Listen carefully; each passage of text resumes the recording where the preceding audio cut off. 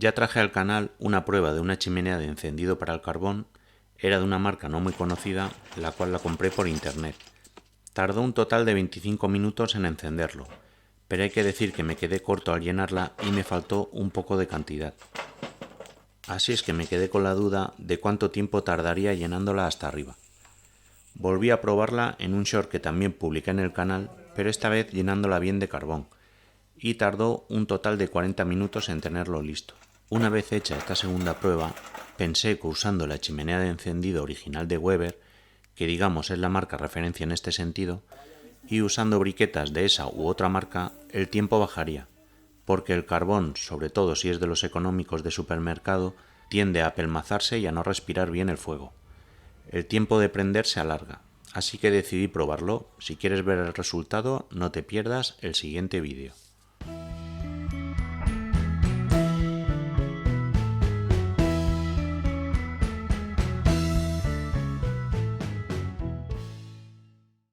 Chimeneas de encendido venden de varias marcas. Todas vienen a ser parecidas, aunque la calidad, sobre todo en el asa, puede variar. Las puedes comprar en centros de bricolaje, en internet o en Amazon. Pero como he dicho, yo quería probar la de la marca Weber a ver qué tal funcionaba y sobre todo si mejoraba el tiempo. Así que aproveché una oferta en la que venía un pack con la chimenea, briquetas y pastillas de encendido para probarla. Como no me quería quedar corto de carbón, también compré estas briquetas de otra marca y que salían a buen precio.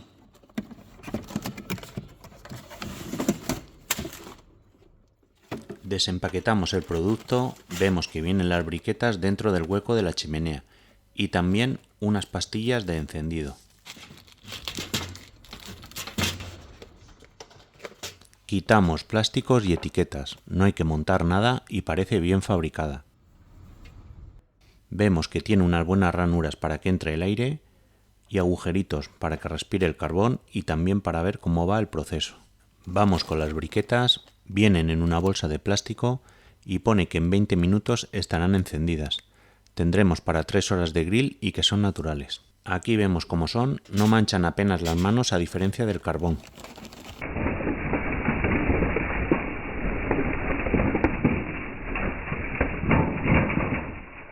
Vamos a usar las pastillas de encendido que trae, que son 3, pero yo usaré solo 2, y la otra la guardo por si acaso se me apaga y necesito encender de nuevo o cualquier incidencia.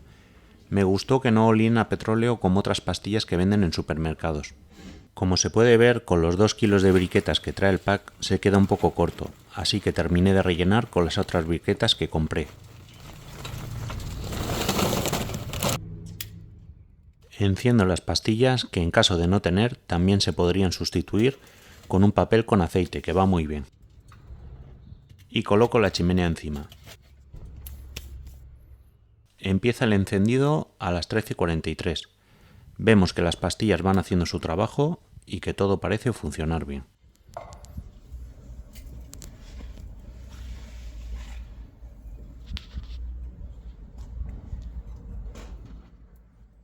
Al cabo de más de los 20 minutos que dice Weber, vemos que todavía falta un poco para que estén encendidas en la parte de arriba.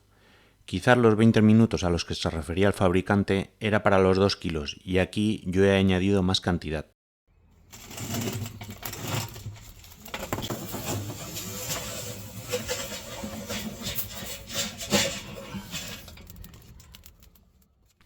A los 40 minutos exactos, ahora sí que están listas las briquetas y ya las puedo volcar y preparar lo que vayamos a asar.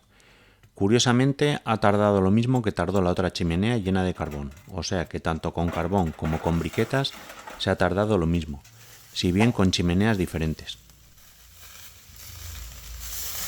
Una vez hecha la prueba, asamos nuestra carne. Pasado un poco de las 2 horas de haber encendido las briquetas de carbón, aunque había perdido intensidad, todavía emanaba mucho calor y la mano apenas me aguantaba 5 segundos. Supongo que para las barbacoas cerradas de este estilo, que llevan regulación del tiro y se puede controlar la temperatura, sí que se llega a las 3 horas que anuncia Weber.